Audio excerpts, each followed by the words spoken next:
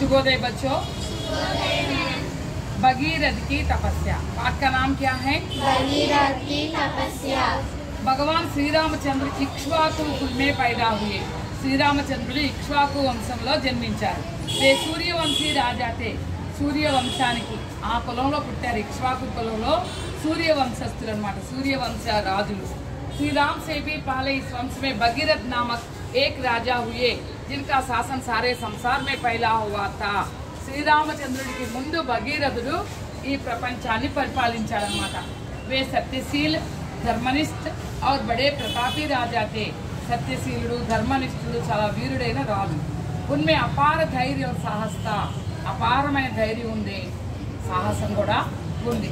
राजा भगीरथ के पूर्वजों में सगर नामक एक राजा थे. राजा भगीरथुడి పూర్వీకుల్లో సగరుడు అనే ఒక రాజు ఉండేవాడు. राजा का नाम क्या था बच्चों? सगर। सगर. उनके कई पुत्र थे. ఆయన చాలా మంది పుత్రులు ఉన్నారు. कपिल मुनि के शाप से वे सब राजकुमार जलकर भस्म हो गए थे. కపిల ముని శాపంతో రాజకుమారులందరూ కూడా మండిపోయి బూడిదైపోయారన్నమాట. ఎవరి శాపంతో? కపిల ముని. एक बार धर्मराज की इच्छा हुई कि राजा भगीरथ से मिलना चाहिए. ఒక రాజు ధర్మరాజుకి కోరిక కలిగింది భగీరథుని కలవాలి అని. ధర్మరాజ్ భగీరథ్ के यहाँ पधारे और उनका आतिथ्य स्वीकार किया. ధర్మరాజ్ భగీరథుడి దగ్గరికి వెళ్ళాడు. ఆ భగీరథుని ఆతిథ్యాన్ని స్వీకరించాడు.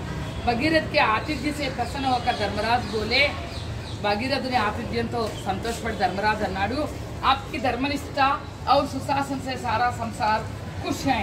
మీ ధర్మనిష్ట, మంచి పరిపాలనతో ప్రపంచం అంతా చాలా ఆనందంగా ఉంది. కేవల్ ఏక్ బాత్ కి కమీ రహ గయి హై, కానీ ఒకే ఒక లోటు అలా ఉండిపోయింది. आपके పూర్వజ్ సగర్ పుత్ర భస్మ కే రూప్ మే పడే హై. మీ పూర్వీకులు సగర పుత్రులు అక్కడ భస్మ రూపంలో పడిపోయారు, బూడిద రూపంలో పడి ఉన్నారు. ఉన్కా ఉద్ధార్ కర్నా ఆప్కా కర్తవ్య హై. వాళ్ళు ఉద్ధరించడం మీ కర్తవ్యం. ఇది ఎవరు చెప్తున్నారమ్మా? ये सभी बातें किससे कहा?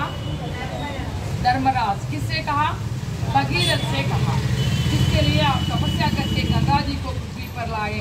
దీనికోసం మీరు తపస్సు చేసి गंगानी भूमि మీదకి తీసుకురావాలి. इससे आपके पूर्वज की शाप से मुक्त होकर मोक्ष पाएंगे. దీంతో మీ పూర్వీకులు ఆ శాప విముక్తులయ్యి చక్కగా మోక్షాన్ని పొందుతారు. సంసార్ का भी कल्याण होगा. ప్రపంచానికి కూడా మేలు జరుగుతుంది. धर्मराज यहाँ उपदेश देकर चले गए. धर्मराज उपदेश ఇచ్చి వెళ్ళిపోయారు. राजा भगीरथ ने उनकी बातों पर विचार किया. राजा भगीरथ మనసులో ఎవరి మాటలు పడిని? धर्मराज మాటలు పడిని. ఆలోచించసాగారు. और निश्चय किया कि अवश्य गंगा को पृथ्वी पर लाना चाहिए. अवश्य అంటే జరూర్, తప్పనిసరిగా ఈ భూమి మీదకి గంగను తీసుకురావాలని దృఢ నిశ్చయించుకున్నాడు. उन्होंने अपने गुरु भृगु मुनि से सलाह ली. तन गुरु भृगु मुनि ने सलाह अడిగాడు. उनके अनुसार हिमालय पर्वत पर तपस्या करने के लिए चले गए. ఆయన అనుసారంగా హిమాలయ పర్వతాల మీద తపస్సు చేయడానికి బయలుదేరారు. हिमालय पर पहुंचकर भगीरथ ने अपनी कठिन तपस्या शुरू कर दी. హిమాలయాలకు చేరుకున్న తర్వాత భగీరథుడు తన కఠిన తపస్సును మొదలుపెట్టాడు. वे श्रीनारायण का ध्यान करने लगे.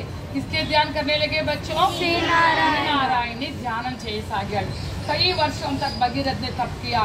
ఒక సంవత్సరం కాదు, చాలా సంవత్సరాలు అలాగే తపస్సుని కొనసాగించాడు. हिमालय के बाद उनकी तपस्या इतनी तीव्र थी कि उसे देखकर इंद्र आदि देवता भी कांप उठे. ఆయన తపస్సు ఎంత తీవ్రంగా ఉందంటే ఇంద్రాది దేవతలు కూడా వణికిపోయారంట. वे सब भगवान विष्णु से प्रार्थना करने लगे कि भगीरथ की तपस्या पर ध्यान दिए जाए. వాళ్ళందరూ భగవాన్ విష్ణుని ప్రార్థిస్తున్నారు. ఏమని? భగీరథుడు ఎందుకు తపస్సు చేస్తున్నాడో కనుక్కోండి అని. देवताओं की प्रार्थना सुनकर तुम्हारी तपस्या अवश्य सफल होगी और तुम्हारे पितरों को मेरे लोक में स्थान मिलेगा. तुम अब भगवान शिव का ध्यान करते हुए तपस्या करो. అప్పుడు భగవాన్ దేవతాओं ప్రార్థన సుంటారు. దేవతల ప్రార్థన విని భగవాన్ విష్ణు భగీరథుడు ఎదురుగుండా ప్రత్యక్షమై ఏమని చెప్పాడంటే, భగీరథ్, నువ్వు నిశ్చింతగా ఉండు.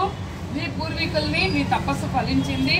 నీ పూర్వీకులకి మంచి స్థానం లభిస్తుంది.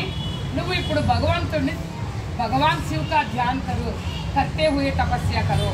भगवान शिवुడిని ధ్యానిస్తూ తపస్సు చెయ్యి అని చెప్పాడు. वे तुम्हारी इच्छा पूरी करेंगे. వారే నీ కోరికని తీరుస్తారు. भगवान विष्णु के दर्शन से भगीरथ रोमांचित हो गए. भगवान విష్ణుని దర్శించుకోవడంతోనే ఏమన్నాడు? భగీరథుడు రోమాంచితుడయ్యాడు అన్నమాట, పులకితుడైపోయాడు. विष्णु की सलाह के अनुसार उन्होंने भगवान शिव का ध्यान करना शुरू किया। विष्णुमूर्ति सलाह तो भगवान शिवुని ప్రార్థించడం మొదలుపెట్టాడు। यह तपस्या भी पहले की तरह कठिन थी। ఈ తపస్సు కూడా మొదట్లాగానే చాలా కఠినంగా ఉంది। भगवान शंकर शीघ्र ही भगीरथ की तपस्या से संतुष्ट हुए। भगवान शंकर అమ్మ ప్రాథమిక విద్యార్థి పుస్తకంలో చూడండి ఎందుకు బయట దిక్కులు చూస్తున్నారు। उन्होंने भगवान शंकर शीघ्र ही भगीरथ की तपस्या से संतुष्ट हुए।